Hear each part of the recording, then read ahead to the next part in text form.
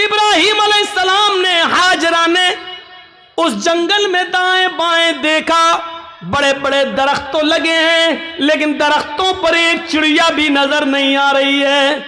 चिड़िया कैसे नजर आएगी? क्योंकि दूर दूर तक पानी का पता नहीं है, पानी का नामो निशान नहीं है। चिड़िया भी ऐसे दरख्तों पर अपने नेस्ट, अपने घोंसले बनाती हैं जहां आसपास पानी हो, वो पानी पी सके और अपने बच्चों के लिए अपनी चोंच में पानी खींच कर लाकर अपने बच्चों को पिला सके। जब जंगल में दूर दूर तक पानी नहीं तो जंगल में एक भी चिड़िया, एक भी परिंदा भी नहीं दिखाई दे रहा है। सोचो, ऐसे बियाबान जंगल में हुक्म होता है कि यहीं अपनी बीवी को छोड़ दो। हजरत इब्राहिम थोड़ी देर बैठते हैं, फिर वहां से चलने लगते हैं।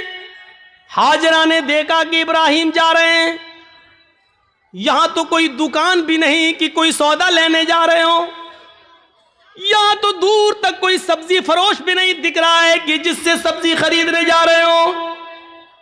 जब उनको जाते हुए देखती हैं, अपने बच्चे को जमीन पर लिटाती है, जमीन पर, और पीछे पीछे चल के कहती हैं, कहां जा रहे हो? इब्राहिम अलैहिस्सलाम ने इस जुमले का जवाब नहीं दिया। कहां जा रहे हो? कुछ नहीं बोला, सीधे और आगे बढ़ते हैं। बीवी ने कहा, रे मैं पूछ रही हूं कहां जा रहे हो? इब्राहिम अलैहिस्सलाम ने अभी भी जवाब नहीं दिया। इब्राहिम अलैहिस्सलाम सीधे चले चले जा रहे हैं, पीछे मुड़कर देखने का नाम नहीं लेते, न बीवी को देख रहे न बच्चे को देख रहे हैं, चले चले जा रहे हैं। हाजरा ने अब पीछे से उनका दामन थामा, पीछे से उनका कुर्ता पकड़ा, पीछे से उनका दामन पकड़कर खींचा और खींच कर कहा, मैं कुछ पूछ रही हूं कि कहां जा रहे हो? हजरत इब्राहिम अलैहिस्सलाम ने ऐसे अपनी बीवी का हाथ पकड़ा और उसको यूं पकड़ के झटक दिया और आगे बढ़ने लगे। तब बीवी चीख कर कहती है, आए इब्राहिम, कुछ तो बोलो, क्या मैंने आपकी बीवी होकर आपकी कोई नाफरमानी की है? हक की रिफाकत को अदा करने में मुझसे कोई गुस्ताखी हुई है? मियां बीवी के जो हुकूक होते हैं उसमें कोई हमसे कमी हुई है? खिदमत में कोई कमी हुई है? आपकी सेवा में कुछ कमी हुई है? मुझसे कोई लग़्ज़िश हुई है जो इस बियाबान जंगल में मुझे और इस बच्चे को अकेले छोड़ के जा रहे हो? इब्राहिम अलैहिस्सलातु वस्सलाम की आंखों में आंसू आ गए, लेकिन आंसुओं को जमीन पर नहीं गिरने दिया। आंखें चढ़ा ली, नजरें आसमान पे डाली और आंखों से गिरने वाले आंसुओं को आंखों ही में पी गए। उसका एक कतरा भी जमीन पर नहीं गिरने दिया। फिर इसका भी जवाब नहीं दिया, आगे बढ़ते गए। जब इसका भी जवाब नहीं मिला तो हाजरा एक जुमला कहती हैं, अरे इब्राहिम, जा रहे हो तो जाओ, लेकिन ये बताओ कि कब आओगे? इब्राहिम अलैहिस्सलाम के पास इस बात का भी जवाब नहीं, कुछ नहीं बोल रहे हैं।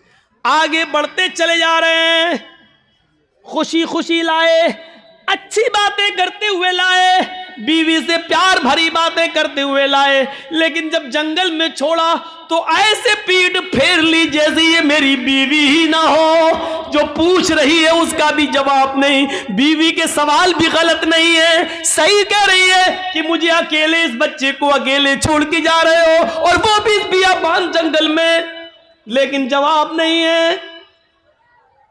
आगे और बढ़ते तो लास्ट में बीवी कहती है, हाजरा, इब्राहिम, जब तुम जवाब ही नहीं दे रहे हो, ये भी नहीं मालूम कि कब आओगे, शाम तक आओगे, कल आओगे, 2 दिन बाद आओगे, 1 हफ्ते के बाद आओगे, 1 महीने के बाद आओगे, 1 साल के बाद आओगे, या आओगे ही नहीं? किसी भी सवाल का जवाब जब तुम्हारे पास नहीं है तो मैं इसको क्या समझूं? इसका भी जवाब नहीं।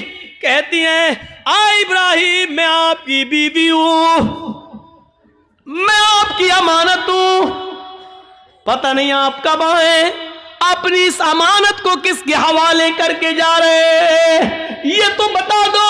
आप 10 साल के बाद आए, 20 साल के बाद आए, 1 साल के बाद आए, 2 साल के बाद आए, और अगर मैं जिंदा रहूं और मेरी इज्जत व आबरू न बच सके, जैसे एक बादशाह ने मेरी इज्जत व आबरू से खिलवाड़ करना चाहा लेकिन अल्लाह की मदद की वजह से वो नहीं कर सका। आए वो अगरचे सारा थी, दूसरी बीवी थी, और उसके बदले में फिर उसने हमें भी दे दिया एक लौंडी की शक्ल में, जिसको आपने अपनी बीवी बना लिया। आए इब्राहिम, मुझे ये बताओ कि अपनी समानत को किसके सुपुर्द करके जा रहे हो? अगर मेरी इज्जत व आबरू महफूज न रही, मुझे किसके सुपुर्द करके जा रहे हो? बीवी जवाब कहती है, इला मन ततरुकुना। आ इब्राहिम, आपने मुझे किसके हवाले किया है? हमें किसके जिम्मे सौंप के जा रहे हो? इस अमानत का जिम्मेदार कौन है? जब हाजरा ने यह कहा, कुरान के अल्फाज, इला मन ततरुकुना, आपने मुझे किसके सुपुर्द किया है, आपने मुझे किसके हवाले किया है? तब इब्राहिम अलैहिस्सलाम अब इसका जवाब देते हैं, लेकिन हाजरा की तरफ देखकर नहीं, बच्चे की तरफ देखकर नहीं। अगर पीछे घूमूंगा बीवी की शक्ल दिखेगी, मासूम बच्चे को देख लूंगा तो कहीं बीवी की और बच्चे की मोहब्बत मेरे दिल में ना आ जाए, और फिर मैं जिस काम के लिए अल्लाह के हुक्म से जा रहा हूं उस काम से कहीं मैं रुक ना जाऊं। ईमानी ताकत देखिए, ईमानी इस ताकत की वजह से वो बीवी को नहीं देख रहे हैं, बच्चे को नहीं देख रहे हैं। बीवी की मोहब्बत है, बच्चे की मोहब्बत है, लेकिन ईमान की ताकत देखिए। क्या कहते हैं, न बीवी को देखना गवारा, न बच्चे को देखना गवारा, और बीवी कह रही है कि मुझे किसके सुपुर्द करके जा रहे हो? इस जंगल में तो चिड़िया भी नहीं है, हमें इस जंगल में रात होगी, खतरनाक जानवर भी तो आ सकते हैं, मेरा क्या होगा? मुझे बताओ, मुझे किसके सुपुर्द करके जा रहे हो? इब्राहिम अलैहिस्सलाम ने कदम आगे बढ़ाते बढ़ाते, चलते चलते जवाब दिया, इल्लल्लाह। आए मेरी बीबी, मैंने तुझे और तेरे इस बच्चे को, मैंने तुझे और अपने इस बच्चे को अल्लाह के सुपुर्द कर दिया, अल्लाह के हवाले कर दिया है। यानी अल्लाह ने मुझे छोड़ने का हुक्म दिया, मैंने अल्लाह के हुक्म से तुझे छोड़ा, इस बच्चे को छोड़ा। मैं कहां जा रहा हूं मुझे पता नहीं, अल्लाह जहां ले जाएगा मैं जाऊंगा, जो हुक्म देगा मैं करूंगा, कब आऊंगा इसका भी कोई पता नहीं, जब तक उसकी इजाजत हुक्म ना होगा मैं नहीं आऊंगा। आए मेरी बीवी, मैंने तुझे और इस बच्चे को अल्लाह के सुपुर्द कर दिया है, अल्लाह के हवाले कर दिया है। अब इब्राहिम अलैहिस्सलाम की बीवी का भी जवाब सुनो। जब देख लिया कि मेरे शौहर ने मुझे अल्लाह के सुपुर्द कर दिया तो उसके ईमान की कैफियत देखो।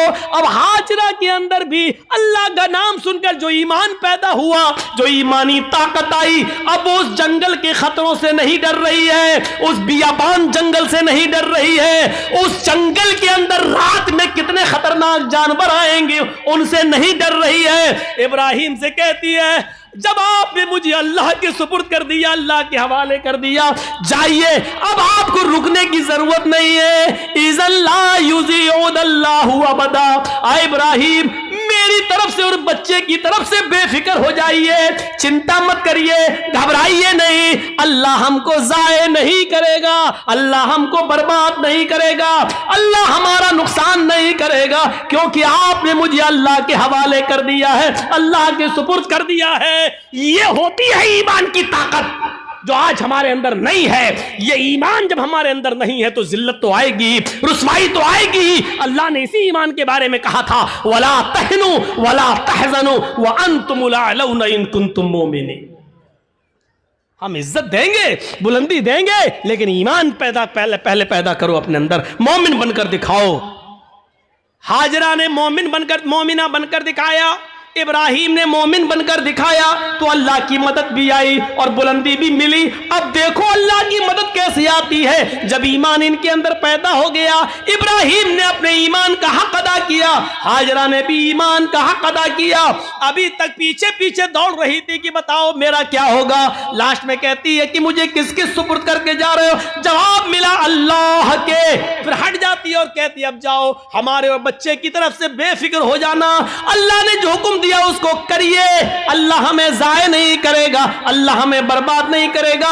वो उस बियाबान जंगल में रुक जाती है, उसी जंगल में रहने लगती है। गौर करो कि उस जंगल में 2 या 3 दिन के लिए ही पानी था, 2 या 3 दिन के लिए सत्तू था, इसके अलावा हाजरा के पास कुछ नहीं था। सत्तू खत्म हो जाते हैं, पानी खत्म हो जाता है, कोई काफिला भी वहां से गुजरता नहीं है।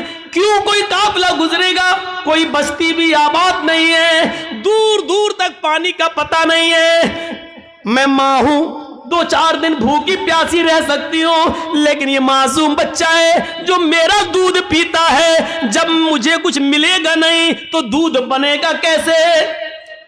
मैं खाऊंगी तो दूध बनेगा, जब दूध बनेगा तो बच्चा पिएगा।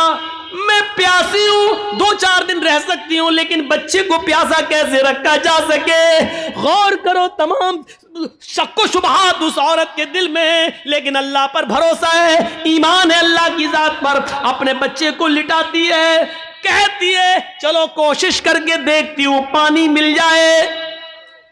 दाएं देखा बाएं देखा, उसको कुछ नजर नहीं आ रहा था। सामने एक पहाड़ी नजर आई, उस पहाड़ी के ऊपर चढ़ जाती है, अपने बच्चे को जमीन पर छोड़ती है, उस पहाड़ी के करीब जाती है। उस पहाड़ी का नाम है सफा। उस पहाड़ी पे चढ़कर, ऊंचाई पे चढ़कर नीचे की तरफ देखती है। हम तो मस्जिद की छतों पे चढ़ के चांद को ऊपर की तरफ देखते हैं, ईद का बकरीद का चांद। वो ऊंचाई पर चढ़कर नीचे की तरफ देखती है, शायद इस पहाड़ी के नीचे कोई बस्ती रहती हो, कोई गांव हो, कोई अल्लाह के बंदे रहते हो, और मैं उनसे थोड़ा सा पानी मांग लूं बच्चे को पिलाने के लिए। वो जिस उम्मीद के साथ गई, उसकी उम्मीद पूरी नहीं हुई। पहाड़ी पे चढ़ के नीचे देखती है, लेकिन वहां कोई बस्ती नहीं है, कोई आबादी नहीं है, कोई गांव नहीं है। उसने उस बस्ती, उस पहाड़ी पे चढ़ के फिर घूमकर दूसरी तरफ देखती है कि उधर भी एक पहाड़ी नजर आ रही है। चले उस पहाड़ी के ऊपर चढ़ के देखे, शायद उधर पानी मिलता हो, या उस बस्ती के, उस पहाड़ी के नीचे कोई बस्ती आबाद हो। वो वहां से चलती है, कुछ देर रुक के चलती है, स्लो चलती है, और बच्चे की प्यास जब उसके दिमाग में आती है तो थोड़ा सा तेज दौड़ती है, तेज दौड़ती है, फिर थोड़ा सा स्लो होती है। वो 2-3 बार तेज दौड़ती है, 2-3 बार स्लो दौड़ती है। सफा से मरवा जाती है, लेकिन मरवा जाने के बाद भी उसको कोई बस्ती नजर नहीं आती। अब उसको मालूम है न सफा के नीचे कोई बस्ती है, न मरवा पहाड़ी के नीचे कोई बस्ती है, लेकिन बच्चे की प्यास जब देखती है तो बार बार जाती है, शायद कोई आने वाला आदमी मिल जाए, कोई काफिला मिल जाए, मैं किसी से पानी की चंद घूंट मांग कर बच्चे को पिला दूं। बच्चा अंगूठा अपने मुंह में रख के चूस रहा है। हदीस की किताबें कहती हैं सफा और मरवा के दौड़ दौड़ कर हाजरा ने 7 चक्कर लगा लिए। सफा से मरवा 1, मरवा से सफा 2, सफा से मरवा 3, मरवा से सफा 4, सफा से मरवा 5, मरवा से सफा 6, और फिर सफा से मरवा 7। फिर मरवा से सफा पर नहीं आई, 7 चक्कर लगाकर ना उम्मीद हो गई कि अब पानी नहीं मिलेगा, तो अपने बच्चे के पास आकर बैठ गई, नजरें आसमान पे डाली। इलाहुल आलमीन, तुझे मालूम है, तू सब कुछ जानता है, तेरी जात से कोई चीज छिपी हुई नहीं है, 3 दिन पहले जब मेरा हस्बैंड, मेरा शौहर जा रहा था, मैंने उससे पूछा मुझे और इस बच्चे को किसके हवाले करके जा रहे हो? उसने कहा इल्लाह, अल्लाह के हवाले, इलाहुल आलमीन, मेरा पति मुझे तेरे सुपुर्द करके गया है, इस बच्चे को तेरे सुपुर्द करके गया है। मैंने भी यकीन दिलाया अल्लाह मुझे जाए नहीं होने देगा। इलाहुल आलमीन, मैंने आज तक अपने पति की अमानत में खयानत नहीं की है। मेरे पति का ये बेटा, मेरा ये बच्चा आगे चलकर दीन की खिदमत करेगा, मैंने दीन के लिए वक्फ कर दिया है। आय अल्लाह, मेरे इस बच्चे के लिए ग़िज़ा का इंतजाम फरमा दे, पानी का इंतजाम फरमा दे।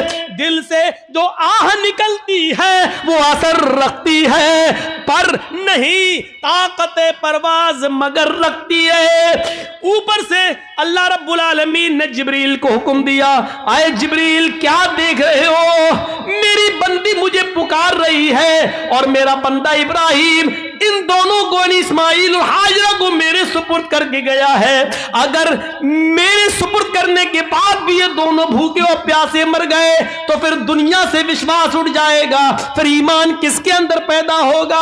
आए जिब्रील, जाओ, जिस जगह इस्माइल एड़ियां रगड़ रहे हैं उसी जगह पर तुम अपना पर मारो और फिर मेरी कुदरत का करिश्मा देखो। जिब्राइल आए और उसी जगह पर मारा और पानी का चश्मा उसी जगह फूट गया।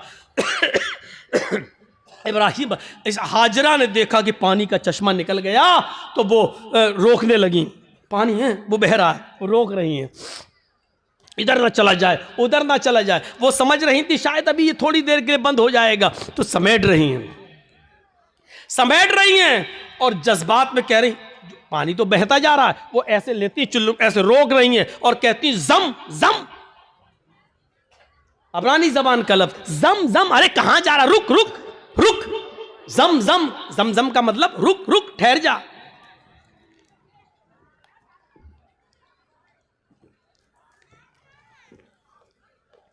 ठहर जा, रुक जा, कहां जा रहा? रुक। ये जमजम का लफ्ज भी अल्लाह के रसूल को इतना पसंद आया कि आपने जमजम के लफ्ज़ को जमजम ही रहने दिया, इसके लिए कोई अरबी का लफ्ज़ इस्तेमाल नहीं किया।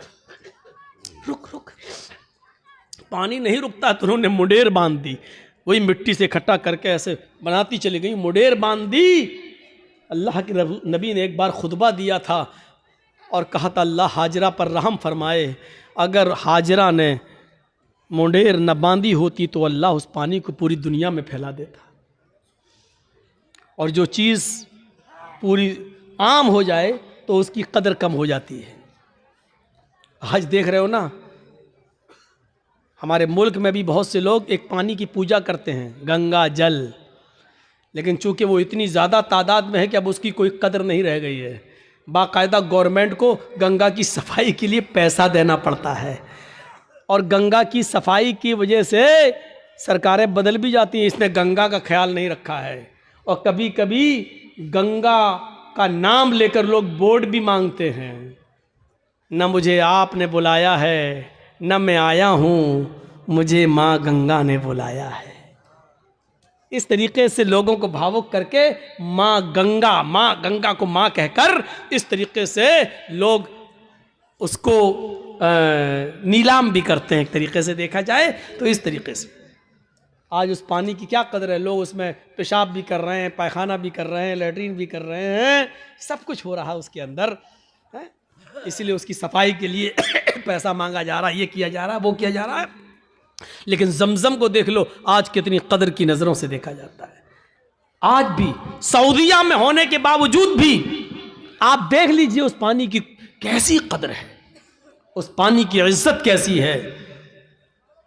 और उस पानी की खुसूसियत यह है कि जो लोग 5 साल पहले हज करके आए हैं और जमजम लेके आए होंगे, आज भी उनके घर में जमजम अगर 5 साल पुराना भी रखा होगा तो उसमें न तो कीड़े पड़े होंगे न जरासीम पड़े होंगे। ये एक कैफियत, ये एक कशिश रखी है अल्लाह रब्बुल आलमीन ने उस पानी के अंदर।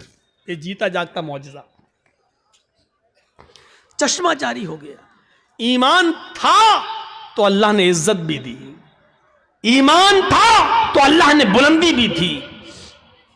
ईमान की ताकत होनी चाहिए। और इतना ही नहीं, अब आप कहोगे कि हाजरा को इज्जत क्या मिली? इज्जत नहीं मिली। वो हाजरा जो ईमान की ताकत की वजह से इब्राहिम को छोड़ देती है और अपने बच्चे के लिए पानी की तलाश में सफा से मरवा के चक्कर लगाती है। 7 चक्कर लगाए। मैंने कहा था शुरू में, कभी स्लो दौड़ती है, कभी तेज दौड़ती है। अल्लाह के रसूल सल्लल्लाहु अलैहि वसल्लम ने हज का रुकन बना दिया है, सफा और मरवा के चक्कर लगाओ। जब तक तुम सफा और मरवा के चक्कर नहीं लगाओगे, न तुम्हारा हज माना जाएगा, न तुम्हारा उम्रा माना जाएगा। और औरतों के लिए तो खास कर दिया कि तुम तो सीना तान कर अकड़ कर तेज न दौड़ो, क्योंकि तुम्हारी बेपर्दगी होगी। लेकिन हाजरा जहां जहां तेज दौड़ी थी और थोड़ा सा अकड़ के ऐसे दौड़ी थी, अल्लाह के नबी सल्लल्लाहु अलैहि वसल्लम ने मर्दों को हुक्म दे दिया कि जब भी वो सफा से मरवा, मरवा से सफा के चक्कर लगाएं, तो जहां हाजरा तेज दौड़ी थी वहां उनको भी तेज दौड़ना है। जहां हाजरा स्लो हुई थी वहां तुम्हें भी स्लो होना है। और हाजरा ने जहां सीना निकाल कर दौड़ लगाई, वहां तुम्हें भी थोड़ा सा सीना निकाला। अब इतना भी नहीं कि गामा पहलवान लगो है, तो जहां थोड़ा सा हल्का था सीना निकाल के चली थी, तुम्हें भी उतना निकाल के चलना है। ये इज्जत दी अल्लाह ताला ने, ये ईमान की ताकत है। ईमान होगा, मोमिन होगे तो हम तुम्हें बुलंदी देंगे।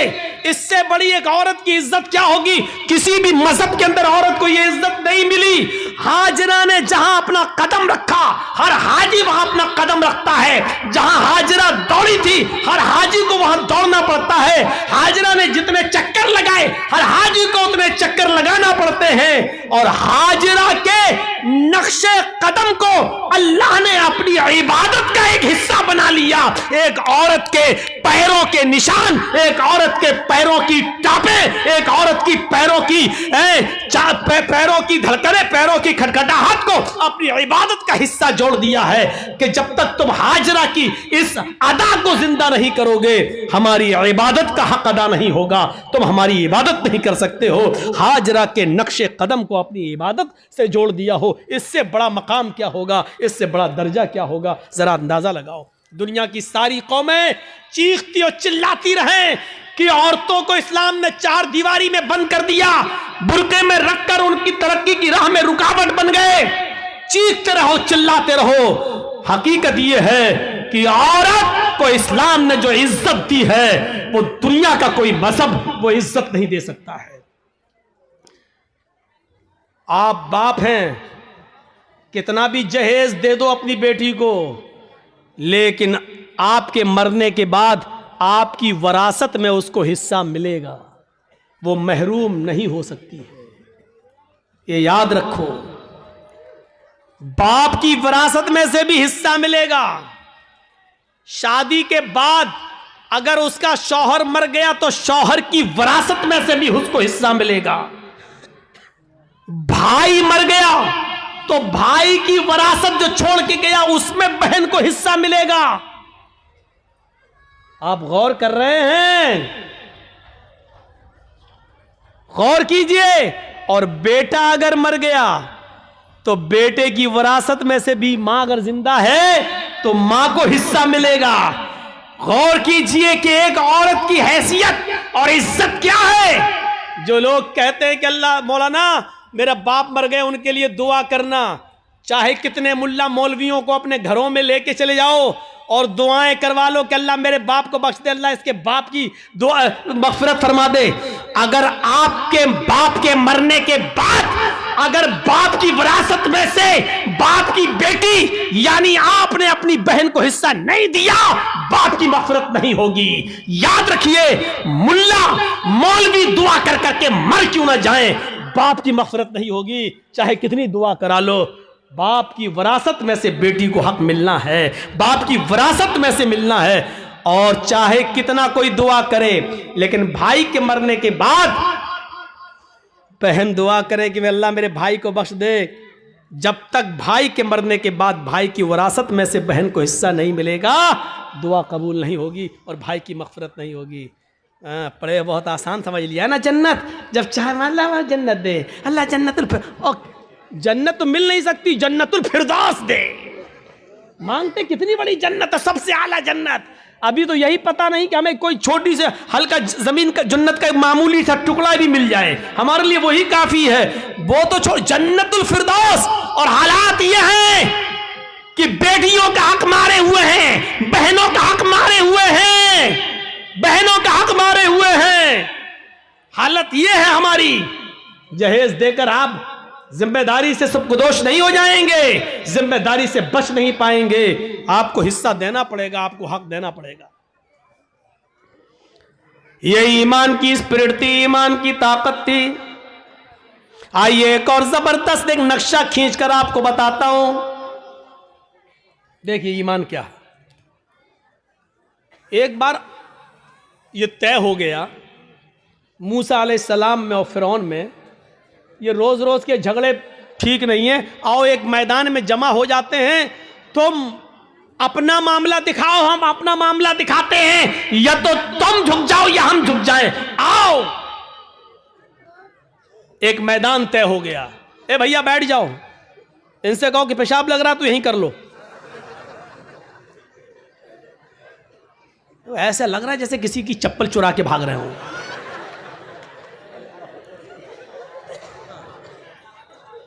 बैठिए यार, छोड़िए। अब जो वाकया सुनाने जा रहा हूं वो बड़ा जबरदस्त और दिलचस्प वाकया है। उससे बहुत सी चीजें आपको मिलेंगी। ईमान से पहले आदमी का हाल क्या है, लेकिन वहीं पर ईमान की दौलत जब उनको मिल जाए तो उनका हाल क्या होता है। देखिए, फिरौन ने अपने जादूगरों से कहा कि चलो आज मूसा को और मूसा की कौम को पस्त करना है। ऐसा करतब दिखाना, ऐसा तिलसम दिखाना, ऐसा जादू दिखाना कि मूसा और मूसा की कौम भाग जाए। शिकस्त होनी चाहिए। जादूगरों को भरोसा था बिल्कुल। चलो एक मैदान में जमा हो गए। मूसा अपने चंद साथियों को लेके आए, फिरौन अपना लाव लश्कर लेकर आया। फिरौन के साथ बड़े माहिर जादूगर थे। ये वाकया सुना होगा, लेकिन आज मुझसे सुनो। फिरौन के साथ बड़े माहिर जादूगर थे। तय होता कि चलो अपना अपना कर्तव्य दिखलाओ। फिरौन ने कहा जादूगरों, अपने जादूगरों से चलो दिखाओ। जादूगर चूंकि ईमान वाले तो थे नहीं, इसलिए सौदेबाजी पर उतर आए और फिरौन से कहने लगे, फिरौन मेरे मालिक, मेरे आका, मेरे रब, मेरे खुदा, ये बता दो, अगर हम फिर मूसा पर गालिब आ गए, अगर हम जीत गए, अगर हमने मूसा और उनकी कौम को हरा दिया तो हमारा इनाम क्या होगा? पहले हमारा इनाम तो बता दो। हम ऐसे ही क्यों करतब दिखाएं? हमारा इनाम क्या होगा? फिरौन ने कहा कि दिखाओ अपना करतब, दिखाओ अपना जादू। तो फिरौन के जादूगरों ने जादू दिखाने से पहले क्या कहा? कुरान उन जादूगरों के अल्फाज को रिकॉर्ड करता है। उन जादूगरों ने फिरौन से कहा, इन्ना लना लाजरन इन कुन्ना नहनुल गालिबीन। ठीक है, हम अभी जादू दिखाते हैं, लेकिन आए फिरौन ये बताओ, अगर हमने मूसा और मूसा की कौम को हरा दिया और हमारा करतब देखकर, हमारा नाटक देखकर अगर ये सब हार जाओ, भाग जाएं, तो हमारा अजर क्या होगा? इन्ना लना लाजरन, हमारी मजदूरी क्या होगी? हमारा इनाम क्या होगा? इन कुन्ना नहनुल गालिबीन, अगर हम इनके ऊपर गालिब आ गए तो, अगर हम इनके ऊपर गालिब आ गए तो क्या इनाम होगा? फिरौन ने मुस्कुराते हुए जवाब दिया, इन्नकुम लमिनल मुकर्रबीन। अगर मूसा और मूसा का लश्कर हार गया, शिकस्त फाश दे दी, डर गया और भाग गया, तो तुम लमिनल मुकर्रबीन का तर्जमा में तुम मेरी कैबिनेट में शामिल हो जाओगे, कैबिनेट मिनिस्टर बन जाओगे। सही तर्जमा ये, तुम मेरे बहुत करीब हो जाओगे। एक चीफ मिनिस्टर होता है, एक प्राइम मिनिस्टर होता है, तो प्राइम मिनिस्टर और चीफ मिनिस्टर का के करीबी लोग कौन होते हैं? जो उसकी कैबिनेट में शामिल होते हैं। जो भी चीफ मिनिस्टर को करना होता है वो अपनी कैबिनेट से मशवरा करता है, प्राइम मिनिस्टर को जो करना होता है वो अपने कैबिनेट से मशवरा करता है। तो हम जो भी कुछ करेंगे तुम्हारे मशवरे से करेंगे, यानी तुम हमारे मुकर्रब हो जाओगे, हम तुम्हें अपनी कैबिनेट में शामिल कर लेंगे, अल्फाज दीगर हम तुम्हें अपना वजीर बना देंगे, तुम्हें हम अपना मिनिस्टर बना लेंगे, वजीर बना लेंगे, तुम्हारा ये इनाम होगा। अब इतना सा लालच अगर किसी को मिल जाए तो ये तो बहुत बड़ी बात हो गई ना, बहुत बड़ी बात हो गई। आज भी अगर बीजेपी की तरफ से किसी मुसलमान को ये ऑफर मिल जाए तो वो भी बीजेपी पे चला जाता है। और देख लीजिए कितने लोग जा चुके हैं कि कैबिनेट में शामिल कर लिया जाएगा, बस हमारे लिए इतना ही काफी है। अब तो सब कुछ जायज हो गया, जो भी वो करेंगे वो सब ठीक है, वो सब ठीक है। अब तो झूठ को भी सच कहना पड़ेगा। जब उन जादूगरों ने सुना कि फिरौन कह रहा है कि इन्नकुम लमिनल मुकर्रबीन, तुम हमारे मुकर्रब हो जाओगे, हमारी कैबिनेट में शामिल हो जाओगे, हमारे मिनिस्टर बन जाओगे, इतना बड़ा इनाम का जब लालच उनको मिला तो वो फौरन तैयार हो गए। फिर उनके पास जो रस्सियां थी उन्होंने उन रस्सियों को फेंका, उन्होंने उन रस्सियों को डाला। उन्होंने जब उन रस्सियों को मूसा के सामने और मूसा की कौम के सामने फेंका तो वो रेंगते हुए सांप बन गए, रेंगते हुए सांप बन गए, सांप बनकर रेंगने लगे। हालांकि वो सांप नहीं थे, वो नजर बंदी थी, हमें दिखाई दे रहे हैं सांप की तरह रेंग रहे, लेकिन वो सांप नहीं थे। जैसे जादूगर जो हमारे मोहल्ले में आता है, मिट्टी उठाएगा, रखेगा, मुट्ठी बंद करेगा, छू मंतर जादू वो करके ऐसे घुमा के खोलेगा, रुपया बन जाएगा। हालांकि वो रुपया नहीं है, वो मिट्टी है, लेकिन हमें रुपया दिख रहा है। अगर जादूगर मिट्टी को रुपया बनाना जानता होता तो अपना जादू खत्म करने के बाद फिर कटोरा लेकर 1-1, 2-2 रुपए की भीख हमसे क्यों मांगता? वो कहता है कि ये कला है, ये मिट्टी को मैंने रुपया बनाया, ये सिर्फ हमारी हाथ की सफाई है, ये तुम्हें रुपया दिख रहा है लेकिन हकीकत में रुपया नहीं है। अगर रुपया होता तो फिर तो हम घर बैठ के ये तमाशा क्यों दिखाते तुम्हें, हम तो घर बैठ के मिट्टी का रुपया बनाते रहते। मूसा और मूसा की कौम को वो रेंगते हुए सांप दिखने लगे तो मूसा अलैहिस्सलाम डरने भी लगे, ऐसे हटने भी लगे। फौरन अल्लाह ताला ने फरमाया, मूसा डरो नहीं, ला तखफ या मूसा, अरे मूसा डरो नहीं, तुम्हारे पास जो लाठी है ना, जो डंडा है, इसको जमीन पर मारो, अन अलक़ि असाक, जमीन पर इस लाठी को मारो। मूसा अलैहिस्सलाम ने वो लाठी जमीन पे मार दी और जैसे ही जमीन पे लाठी मारी वो अजदहा बन गया। अजदहा बहुत बड़ा होता है, वो अजदहा बन गया और उसने अपना मुंह फाड़ा और अंदर को सांस ली, बाहर को नहीं, अंदर को, अंदर को। जब उसने अंदर को सांस ली तो वो जितने भी सांप जो रस्सियां बनी हुई थी वो सब उसके मुंह में घुसते चले गए, करके सबको खा गया।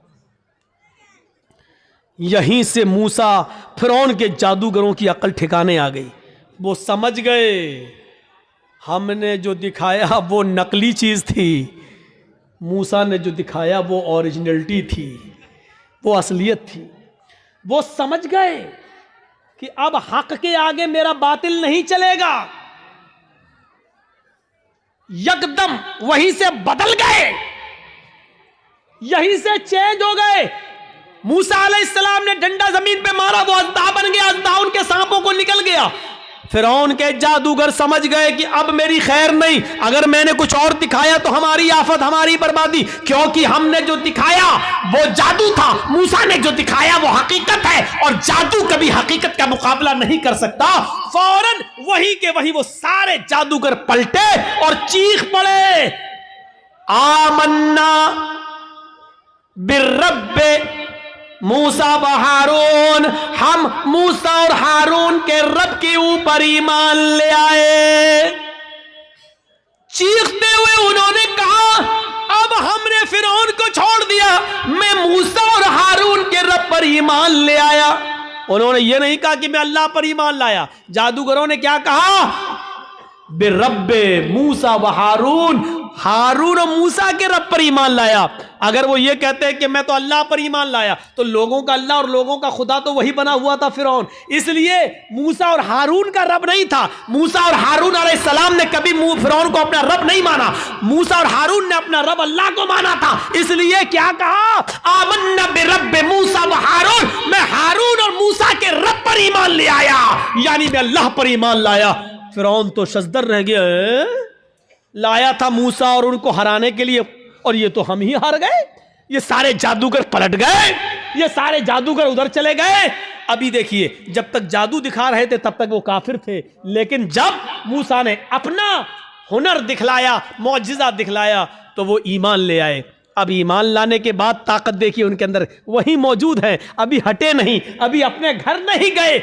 अब जब ईमान ले आए, जब कह दिया आमन्ना बिरब्बि मूसा व हारून, जब कह दिया कि हारून और मूसा के रब पर ईमान लाए, तब उनके ईमान लाने के बाद उनके अंदर ताकत क्या आई, वो दिखाना चाहता हूं। एक मोमिन के अंदर ईमान जब आ जाए तो उसकी ताकत क्या होती है, वो चीज समझ लीजिए।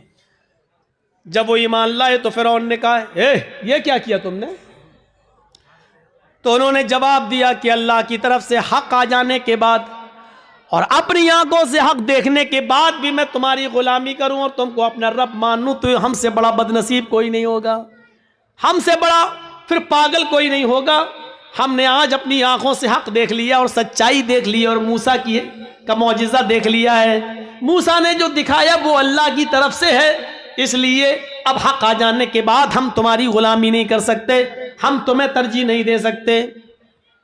फिरौन ने कहा, तब जानते हो तुम्हारा अंजाम क्या होगा, जानते हो तुम्हारा अंजाम क्या होगा? उन्होंने कहा, ए फिरौन, फिर हमारे अंजाम को भी बता दो कि क्या अंजाम होगा हमारा। फिरौन ने कहा, ला उक़त्तिअन्ना अयदियकुम व अर्जुलकुम मिन खिलाफ थुम्मा ला उसल्लिबन्नकुम अजमईन। कुरान कह रहा है, आए मेरे जादूगरों, अगर तुमने मूसा और हारून के रब को छोड़कर मुझे रब न माना और तुम न पलटे, तो हम तुम्हें क्या अजाब देंगे, क्या सजा देंगे तुम जानते हो। ला उक़त्तिअन्ना अयदियकुम व अर्जुलकुम मिन खिलाफ, हम तुम्हारे हाथ कटवा देंगे, हम तुम्हारे पैर कटवा देंगे मुखालिफ सिमतों से, यानी दाहिना हाथ काटेंगे तो बायां पैर और बायां हाथ काटेंगे तो दायां पैर। अगर हमने दायां हाथ काटा तो बायां पैर कटवाएंगे, और किसी का अगर हमने बायां हाथ काटा तो उसका दायां पैर कटवा देंगे। लउक़त्तिअन्ना अयदियकुम व अर्जुलकुम, अरबी से वाकिफ होंगे तो आप समझ जाएंगे, लेकिन अरबी से वाकिफ नहीं है, अल्फाज की ज़्यादती माना की ज़्यादती पर दलालत करती है। अरबी ज़बान में क़ता यक़ताओ के माना होते हैं काटना, ये इसको कहा जाएगा क़ता, काटना, लेकिन इधर से काटा, इधर से काटा, इधर से काटा, ये काटा, ये काटा, इसको कहा जाता है क़त्ता युक़त्तिउ तक़ती, टुकड़े टुकड़े करना। फिरौन ने ये नहीं कहा था कि हम तुम्हारे हाथ और पैर काट देंगे। फिरौन ने कहा, ला उक़त्तिअन्ना अयदियकुम व अर्जुलकुम, हम तुम्हारे हाथ के टुकड़े टुकड़े करवा देंगे, हम तुम्हारे पैर के टुकड़े टुकड़े करवा देंगे। हमारी जबान में कीमा कीमा कर देंगे, बोटी बोटी कर देंगे मुखालिफ सिमतों से, यानी पहले अंगूठा काटेंगे, फिर पंजा काटेंगे, फिर पिंडली काटेंगे, टखना काटेंगे, पिंडली काटेंगे, घुटना काटेंगे, रान काटेंगे, कमर काटेंगे। अगर मैंने तुम्हारा दाहिना पैर काटा तो ऐसे ही बायां हाथ काटेंगे, पहले उंगली काटेंगे, पोर काटेंगे, कलाई काटेंगे, गट्टा काटेंगे, हाथ की ये कलाई, फिर ये कोहनियों, फिर कंधा, यानी हम टुकड़े टुकड़े कर देंगे। कितनी दर्दनाक सजा, जिंदा आदमी को एक एक हिस्सा काटा जाए। लउक़त्तिअन्ना अयदियकुम व अर्जुलकुम मिन खिलाफ, हम पहले ऐसा करेंगे और ऐसा करने के बाद भी अगर तुम न माने, तुम्मा लउसल्लिबन्नकुम अजमईन, तो फांसी का फंदा लगा के फिर हम तुम्हें सूली पे चढ़ा देंगे। अब दो चीजें समझ लो, इतनी बड़ी सजा सुनने के बाद इनका जवाब क्या था। जब काफिर थे, ईमान नहीं लाए थे, फिरौन के साथ आए थे, तब इनकी डिमांड क्या थी?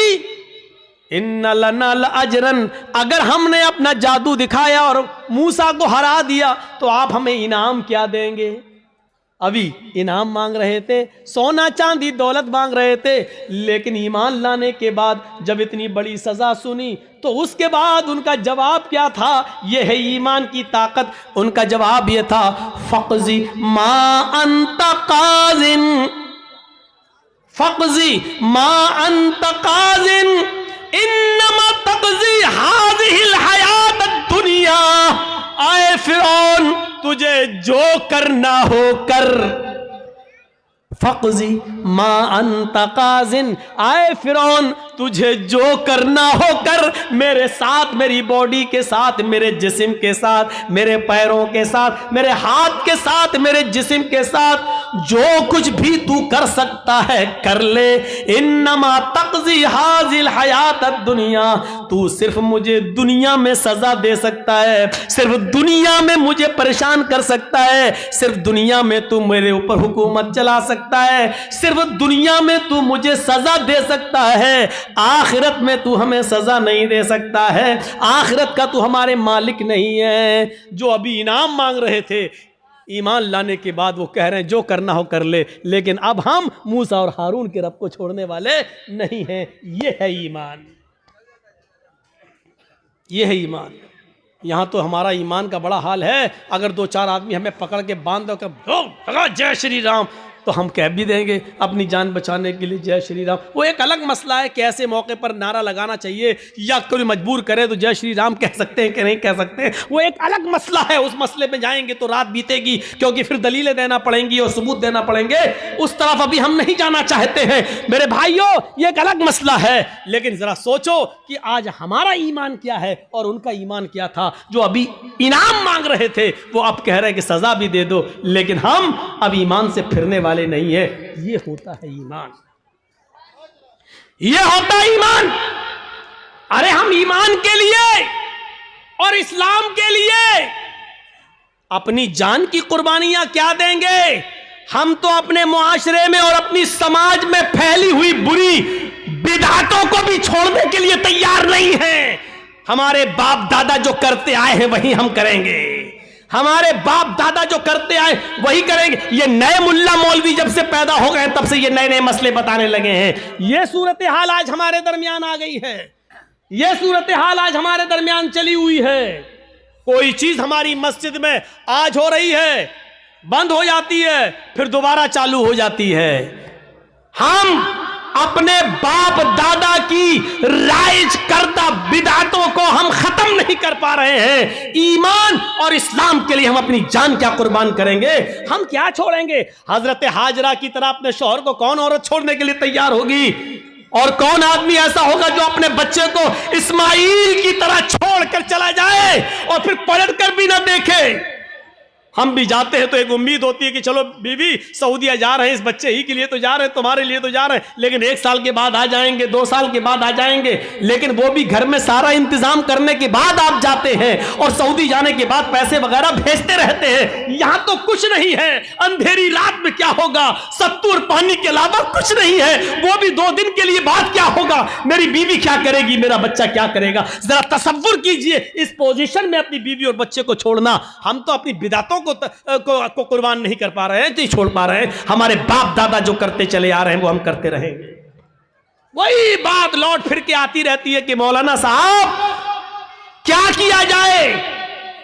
मस्जिद में फर्ज नमाज के बाद इमाम के साथ दुआ मांगना कैसा है?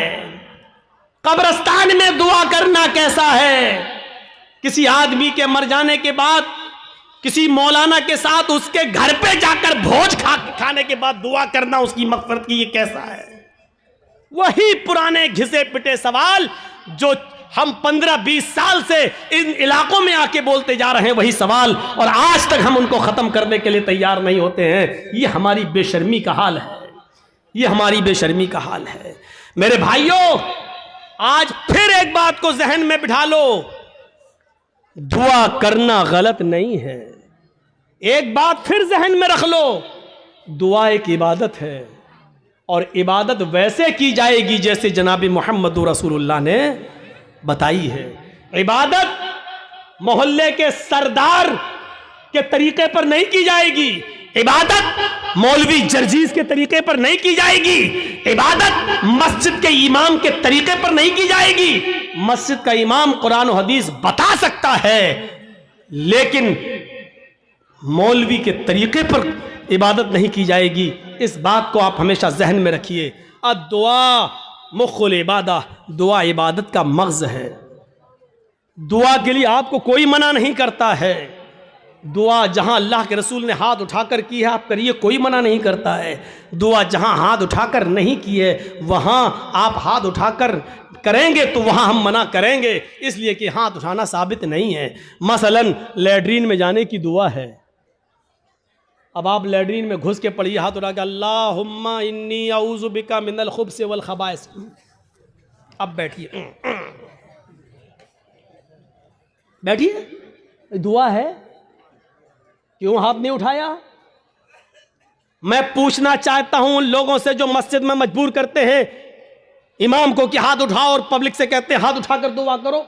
अगर दुआ के लिए हाथ उठाना है तो लैट्रीन में जाने की दुआ है, बताओ क्यों नहीं हाथ उठाते हो? सब लैट्रीन में क्यों? अरे जब लैट्रीन में दुआ पढ़ सकते हो तो हाथ क्यों नहीं उठा सकते हो? जब लैट्रीन में अल्लाह का नाम ले सकते हो, अल्लाहुम्मा इन्नी अऊज़ु बिका, तो हाथ उठाने में क्या हर्ज है? क्यों नहीं उठाते हो? अब हमारी अक्ल कह रही है गंदी जगह पर हाथ कैसे उठाएं? अभी अक्ल ही तो कह रही है ना। तो मैं कह रहा हूं गंदी जगह पर फिर अल्लाह का नाम क्यों ले रहे हो? नहीं साहब, वो तो अल्लाह के नबी ने बताया है, तो अल्लाह के नबी ने बताया तो यहाँ अल्लाह के नबी ने हाथ नहीं उठाया तो हम हाथ नहीं उठाएंगे। अच्छा, खाना खाओ, क्या दुआ है? बिस्मिल्लाह या बिस्मिल्लाहि व अला बरकतिल्लाह, ये दुआ है खाना खाने की। अब आप खाना बैठो, जर्जी साहब खाना लग गया, बिस्मिल्लाह, अब हम खाएं,